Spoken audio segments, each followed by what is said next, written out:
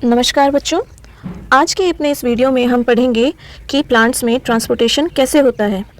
Plants ज़मीन से जो पानी और न्यूट्रिएंट्स लेते हैं प्लस पत्तियों में जो फोटोसिंथेसिस के द्वारा खाना बनता है उसका ट्रांसपोर्टेशन पौधे के एक हिस्से से दूसरे हिस्से तक कैसे होता है, आज हम ये मैकेनिज़्म समझेंगे।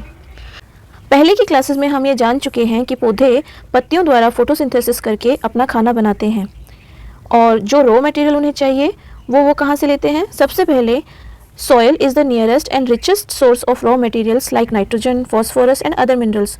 पौधे को अपने ग्रोथ के लिए और खाना बनाने के लिए जो भी रॉ मटेरियल चाहिए उसका सबसे नियरेस्ट और रिचेस्ट सोर्स कौन सा है, सॉइल। और रूट्स के द्वारा पौधा अपने इन रॉ मटेरियल्स को अब्जॉर्ब करता है।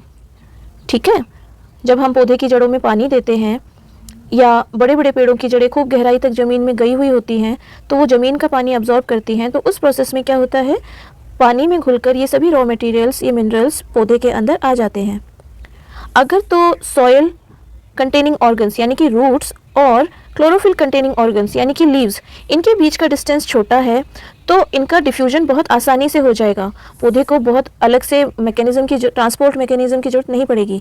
लेकिन जो बड़े बड़े पेड़ होते हैं, बहुत लंबे लंबे पेड़ होते हैं, उनके अंदर अगर ट्रांसपोर्टेशन करना हो पौधे को तो फिर वो एक सिंपल मैकेनिज़्म का इस्तेमाल करेगा जिसे हम ट्रांसपोर्टेशन इन प्लांट्स कहते हैं।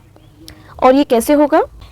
सबसे पहले plants do not move and plant bodies have a large proportion of dead cells in many tissues. Plants move नहीं करते, स्टेशनरी होते हैं और प्लांट बॉडीज़ में एक बहुत बड़े प्रोपोर्शन में डेड सेल्स एक्यूमुलेटेड रहती हैं जो उनको स्ट्रेंथ देती हैं, बार्क बनाती हैं, एट्सेट्रा। तो इस वजह से प्लांट्स की एनर्जी रिक्वायरमेंट्स कम हो जाती हैं और उनका ट्रांसपोर्ट सिस्टम स्लो होता है। उन्हें बहुत फास्ट ट्रांसपोर्ट सिस्टम की आवश्यकता नहीं है, धीरे धीरे ट्रांसपोर्ट करके भी सब्सटेंसेस एक ऑर्गन से दूसरे ऑर्गन में आराम से पहुंच जाते हैं। Plant transport systems will move energy stores from leaves and raw materials from roots. यानी कि प्लांट में ट्रांसपोर्ट सिस्टम क्या क्या चीज़ों का ट्रांसपोर्ट कर रहा है। सबसे पहले रूट्स जो मिट्टी में से पानी और मिनरल्स अब्जॉर्ब कर रही हैं उन्हें पत्तियों तक पहुंचाएगी यानी कि अपवर्ड डायरेक्शन, और पत्तियां फोटोसिंथेसिस करके जो खाना बना रही हैं उन्हें अपवर्ड एंड डाउनवर्ड दोनों डायरेक्शन में पहुंचाएगी। आप पूछेंगे कि मैम अपवर्ड और डाउनवर्ड डायरेक्शन में कैसे? जब स्प्रिंग सीजन होता है, नए नए फूल आते हैं, फल बनते हैं, उस वक्त पत्तियों में बना खाना फूलों और नई सेल्स जो बन रही होती हैं, नई नई पत्तियां जो बन रही हैं पौधे के अंदर, वहाँ तक प्लस फलों तक, ये पत्तियों में बने खाने के मूवमेंट की डायरेक्शन होती है, अपवर्ड डायरेक्शन। और नॉर्मल कंडीशंस में पत्तियों का बना खाना ब्रांचेस में, स्टेम्स में, रूट्स में, हर जगह आता है क्योंकि पूरे प्लांट बॉडी को ही न्यूट्रिशन की आवश्यकता है ना।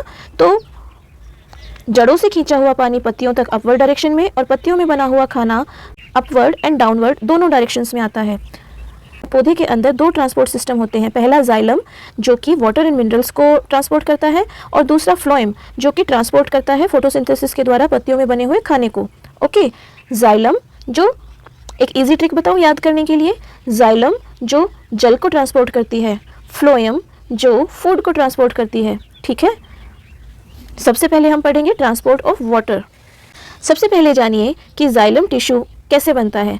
वेसल्स और ट्रेकीड्स नाम की सेल्स होती हैं जो कि जाइलम टिश्यू का निर्माण करती हैं और ये रूट, स्टेम और लीव्स के बीच में इंटरकनेक्टेड होता है ताकि पानी की सप्लाई मिट्टी से होते हुए रूट्स, रूट्स से होते हुए स्टेम, स्टेम से होते हुए ब्रांचेस और फिर लीव्स तक पहुंच सके, और ये एक कंटिन्यूस सप्लाई होती है पानी की। At the roots cells in contact with the soil actively take up ions. अब जानिए कि जाइलम में जल का यानी कि वाटर का ट्रांसपोर्ट कैसे हो रहा है। सबसे पहले रूट्स की वो सेल्स जो मिट्टी के साथ डायरेक्ट कांटेक्ट में हैं, वो मिट्टी में जो मिनरल के आयंस होते हैं उनको एक्टिवली अपने अंदर अब्जॉर्ब कर लेती है। इसकी वजह से एक डिफरेंस ऑफ कंसंट्रेशन बन जाता है। जड़ के अंदर आयंस की कंसंट्रेशन ज़्यादा हो गई, मिट्टी के अंदर पानी की कंसंट्रेशन ज़्यादा है। अब पानी हायर कंसंट्रेशन से लो कंसंट्रेशन की तरफ मूव करता है, ये हम सभी जानते हैं।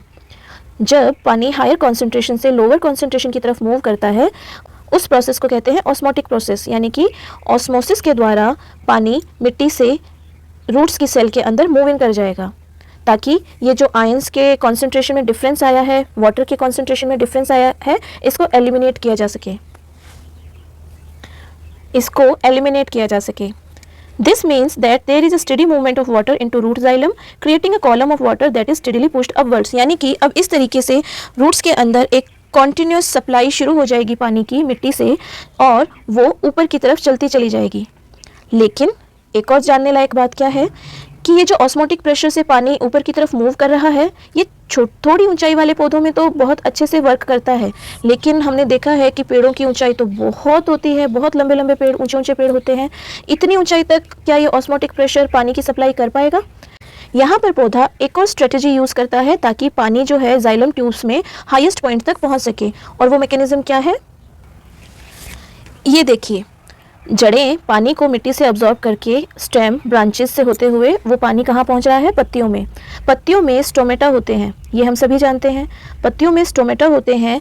पत्तियों के अंदर जब पानी की कॉन्सेंट्रेशन ज़्यादा हो जाती है तो अपनी शेप और साइज़ को बरकरार रखने के लिए स्टोमेटल पोर्स ओपन हो जाते हैं और पत्तियाँ वेपर के रूप में इवेपोरेशन द्वारा वाटर मॉलिक्यूल्स को एटमॉस्फेयर में रिलीज़ कर देती हैं। ये देखिए, पत्तियाँ एटमॉस्फेयर में वाटर वेपर्स को रिलीज़ कर देती हैं।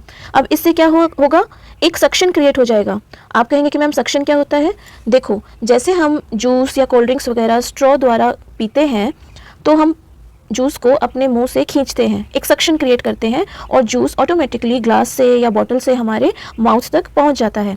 उसी तरीके से जब पत्तियां पानी को इवोपरेट करना शुरू कर देती है, ट्रांसपिरेशन करना शुरू कर देती हैं, the loss of water in the form of vapour from the aerial parts of the plant is known as transpiration. पौधे के जो भी एरियल पार्ट्स हैं यानी कि पत्तियां हैं, वहां से पानी को लॉस करना कैसे? वेपर के रूप में, भाप के रूप में। इस प्रोसेस को हम ट्रांसपिरेशन कहते हैं। तो पत्तियां जब ट्रांसपिरेशन के द्वारा पानी को एटमॉस्फेयर में लूज करती हैं, भाप बना के उड़ा देती हैं, तो पत्तियों में पानी की कमी हो गई, जड़ों में पानी की अधिकता है, जाइलम ट्यूब्स में पानी की अधिकता है और पानी अधिकता से कमी की तरफ अपने आप बहेगा। तो एक सक्शन पुल क्रिएट हो जाएगा और जाइलम की जो ट्यूब्स हैं उनमें से पानी अपने आप नीचे से ऊपर की तरफ एरियल पार्ट्स की तरफ कॉन्टिन्यूसली मूव ऑन करता रहेगा। ठीक है, इस प्रकार जो ट्रांसपिरेशन है ये भी अब्जॉर्प्शन और अपवर्ड मूवमेंट ऑफ वाटर में एंड मिनरल्स में हेल्प करता है। जहाँ जहाँ जिन जिन सेल्स में पानी की कमी होगी, पानी धीरे धीरे जाइलम ट्यूब्स में वहाँ ऊंचाई की तरफ चढ़ता चला जाएगा। It also helps in temperature regulation. पौधे के अंदर टेम्परेचर रेगुलेशन में भी ये प्रोसेस हेल्प करता है।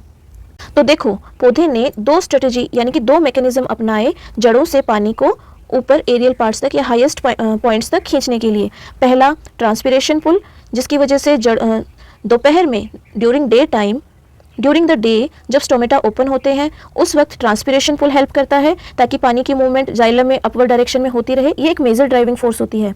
लेकिन रात के समय रूट प्रेशर, जो कि ऑस्मोटिक प्रेशर था ना, हायर कॉन्सेंट्रेशन से लोअर कॉन्सेंट्रेशन की तरफ पानी का मूव करना, तो रात के समय रूट प्रेशर काम करता है और दोपहर के समय ट्रांसपिरेशन पुल काम करता है ताकि वाटर जो है जाइलम ट्यूब्स में ट्रांसपोर्ट करता रहे नीचे से ऊपर की डायरेक्शन में अगेंस्ट द ग्रेविटेशनल फोर्स।